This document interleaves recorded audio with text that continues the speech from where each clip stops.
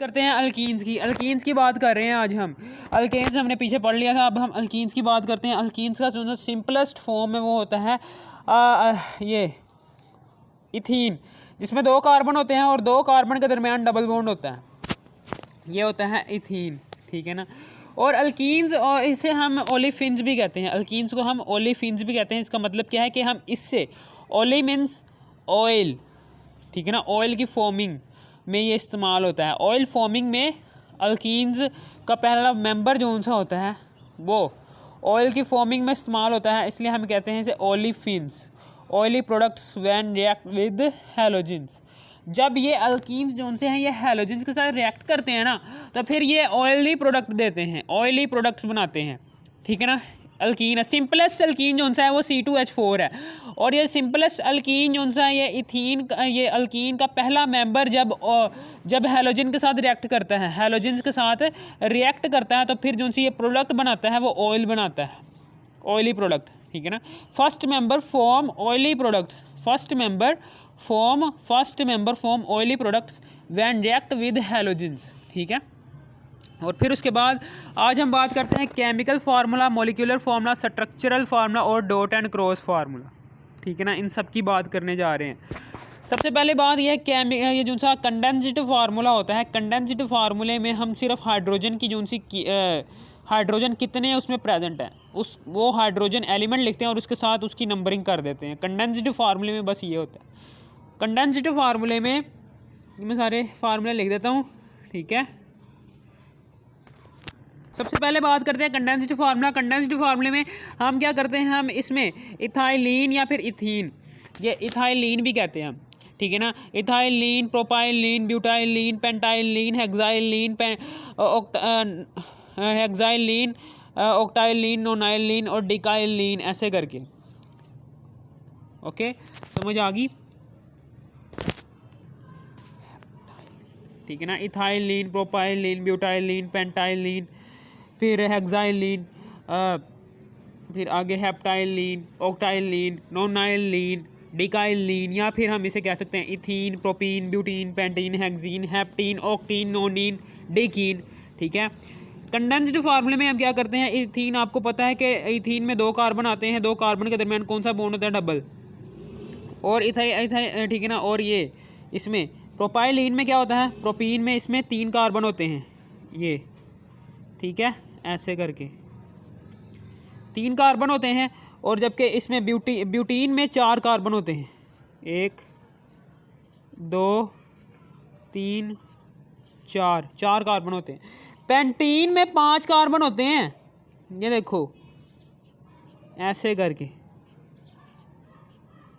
ठीक है, समझ आ गई आपको, ऐसे करके होते हैं। और फिर उसके बाद आपको पता है कि इथीन जो सा है वो, यहाँ पर हमें ये कंडेंस्ड फार्मूले में बस हमने ये बताना है कि यहाँ पर हाइड्रोजन एटम्स लिखने हैं कि कितने कितने। यहाँ पर चूंकि डबल बॉन्ड इसने पहले से बनाया हुआ है, यहाँ पर हाइड्रोजन एटम आएंगे 2, जबकि इस कार्बन ने भी डबल बॉन्ड बनाया हुआ है, इसलिए यहाँ पर भी हाइड्रोजन एटम 2 आ जाएंगे।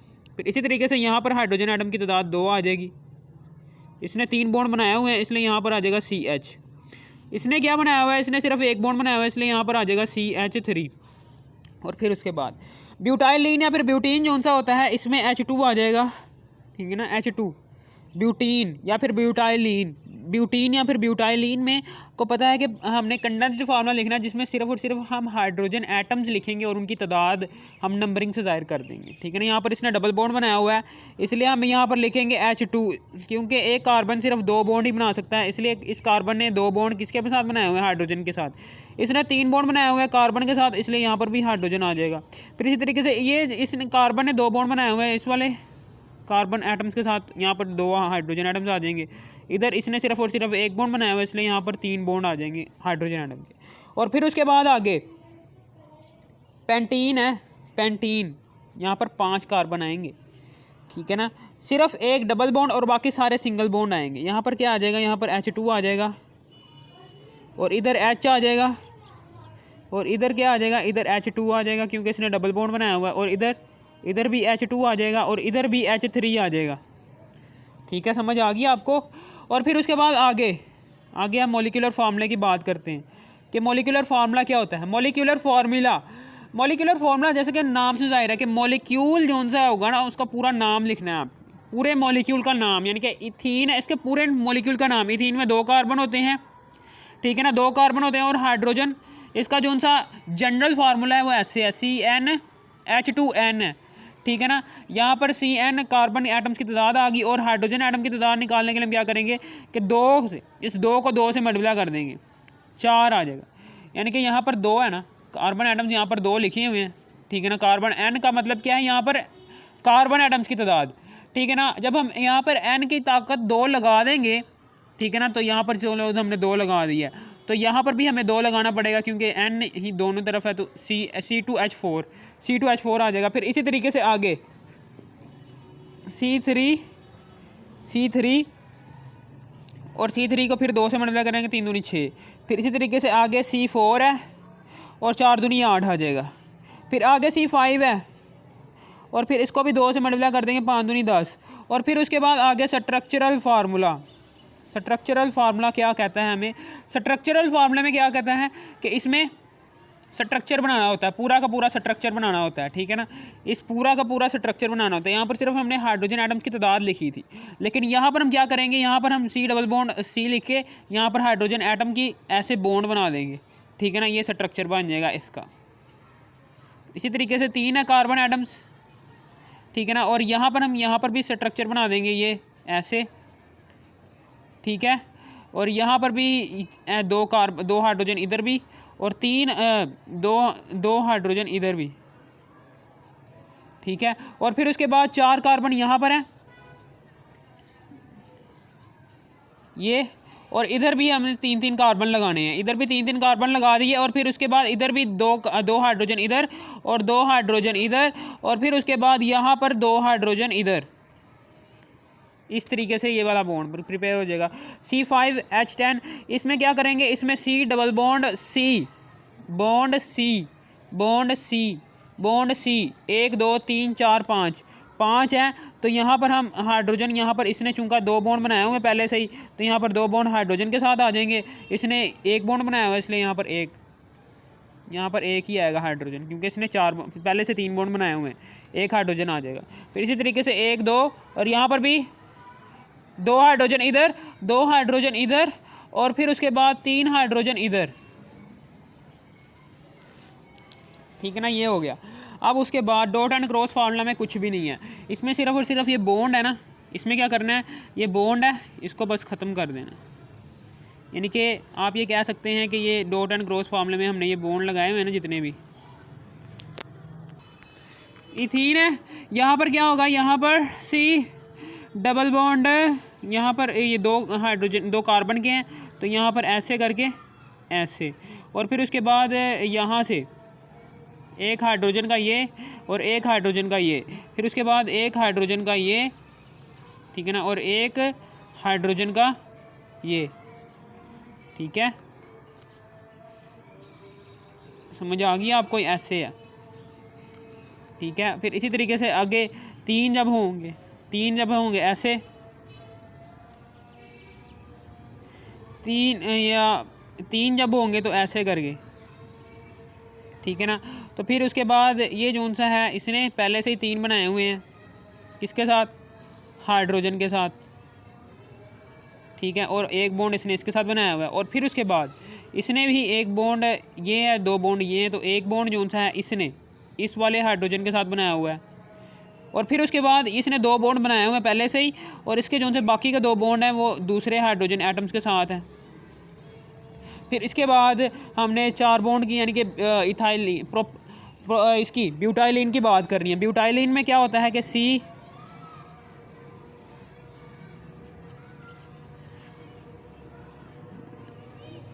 है ऐसे, और फिर इसके बाद क्या करेंगे,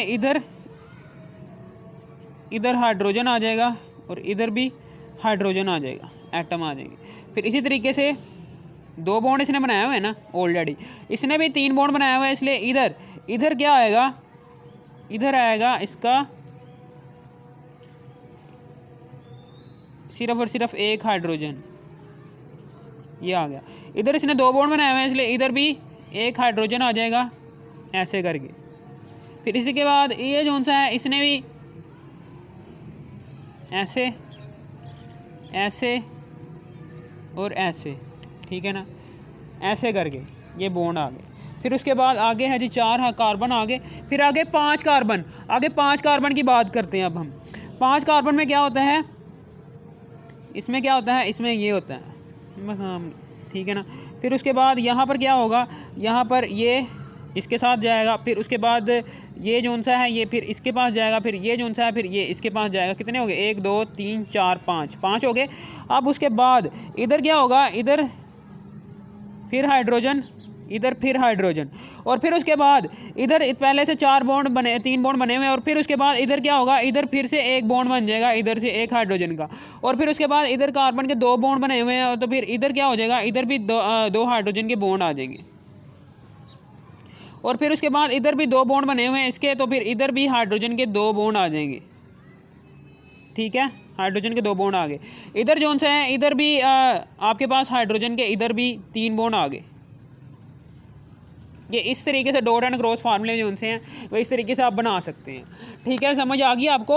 अगर कार्बन आपने एक क्रॉस लगाया तो दूसरा कार्बन आपने डॉट में लगाना है, अगर एक कार्बन आपने फिर डॉट में लगाया तो दूसरा कार्बन आपने क्रॉस में लगाना है। फिर इसी तरीके से अगर एक कार्बन आपने डॉट में लगाए हुए हैं तो उसके हाइड्रोजन एटम्स के इलेक्ट्रॉन्स आपने शुरू करने हैं तो वो क्रॉस में शो करने हैं, ठीक है ना। डॉट एंड क्रॉस का मतलब ये है कि आपने डॉट, अगर क्रॉस आपने एक कार्बन के लिए जाहिर किया तो दूसरे कार्बन के लिए आपने डॉट जाहिर करना है, अगर इस कार्बन के लिए डॉट जाहिर किया तो इसके साथ वाले कार्बन के लिए क्रॉस जाहिर करने हैं। फिर इसी तरीके से जो से इसके साथ हाइड्रोजन लग रहे हैं, अगर इसके साथ क्रॉस लगाया आपने तो हाइड्रोजन के साथ डॉट लगाएंगे, इसके साथ अगर डॉट लगाया इस वाले कार्बन के साथ तो हाइड्रोजन के साथ क्रॉस लगाएंगे। इस तरीके से आपने डॉट एंड क्रॉस जोन से है वो इस तरह से स्ट्रक्चर बना लेना है। और फिर उसके बाद आगे हम बात करते हैं आज़ाद नहीं होते, इसकी जोन सी अक्रेंस हैं, अक्रेंसेज हैं जोन सी अल्केन्स की, अल्केन्स जोन से होते हैं आज़ाद नहीं होते, इनमें पाई बॉन्ड्स होते हैं, C डबल बॉन्ड O है, यानी कि C डबल बॉन्ड है, यहाँ पर H2 है और यहाँ पर भी H2 है, यहाँ पर पाई बॉन्ड है और ये होता है सिग्मा बॉन्ड। ये पाई बॉन्ड जो सा होता है ये रिएक्टिव होता है, ये कमज़ोर भी होता है और ये रिएक्टिव भी होता है, ये वीक बॉन्ड भी होता है और रिएक्टिव भी होता है। जबकि H3C हमने पढ़ा था ये यहाँ पर सिग्मा बॉन्ड ही होता है, सिग्मा बॉन्ड जो सा ये रिएक्टिव भी नहीं होता और बहुत स्ट्रॉन्ग बॉन्ड भी होता है, इसलिए जो से हैं ये रिएक्ट नहीं करते, ये आज़ादाना हालत में पाए जाते हैं। जबकि ये पाई बॉन्ड की मौजूदगी की वजह से, पाई बॉन्ड एक वीक बॉन्ड होता है, वीक बॉन्ड की मौजूदगी की वजह से जो उनसे ये इथीन है ये रिएक्ट कर लेते हैं किसी दूसरे कंपाउंड के साथ, और ये आज़ादाना हालत में शाज़ो नादिर भी पाए जाते हैं। मैंने वही बात लिखी कि मोर रिएक्टिव, इसलिए आज़ाद नहीं होते। और फिर उसके बाद नेचुरल गैस में 20% तक इथीन पाया जाता है, ये भी बात याद करने वाली, नेचुरल गैस में 20% तक इथीन ये MCQs में आ जाता है। और फिर क्रैकिंग ऑफ मटेरियल, पेट्रोलियम की क्रैकिंग से, यानी कि जब हम पेट्रोलियम की क्रैकिंग करते हैं, ये अब आगे पढ़ेंगे, पेट्रोलियम की क्रैकिंग करने के बाद आपको अल्कीन्स बड़ी मिकदार में मिलती है, पेट्रोलियम की क्रैकिंग करने के बाद आपको अल्कीन्स मिलती है, ठीक है, समझ आ गई। और ये हो गया हमारा आज का टॉपिक क्लियर, अल्कीन्स का इंट्रोडक्शन था, ओके, फार्मूले बता दिए थे, स्ट्रक्चरल फार्मूला होता है ये dot and cross formula, okay, condensed formula भी मैंने आपको बता दिया, मॉलिक्यूलर फार्मूला भी क्या आपको बता दिया है, ठीक है, समझ आ गया आपको, क्लियर हो गया, गुड बाय। और मेरे जो से वीडियोस के लिंक हैं वो नीचे लिखे होते हैं, ये पार्ट 1 है नीचे, यानी कि आप वीडियो सेक्शन, यानी कि जहाँ पर आपने इंट्रोडक्शन लिखा होगा उस वीडियो का, तो उस वीडियो पर इंट्रोडक्शन के ऊपर क्लिक करेंगे, तो क्लिक करने के बाद उसके नीचे ही आपको लिंक दिए होंगे पार्ट 1, पार्ट 2, पार्ट 3, पार्ट 4, ठीक है ना, वो भी देखने हैं, ठीक है ना, कुछ वीडियोस के हैं, ठीक है ना, ज़्यादातर नहीं है, ओके। अगर ये पसंद आई ये वीडियो तो लाइक ज़रूर करना, गुड बाय।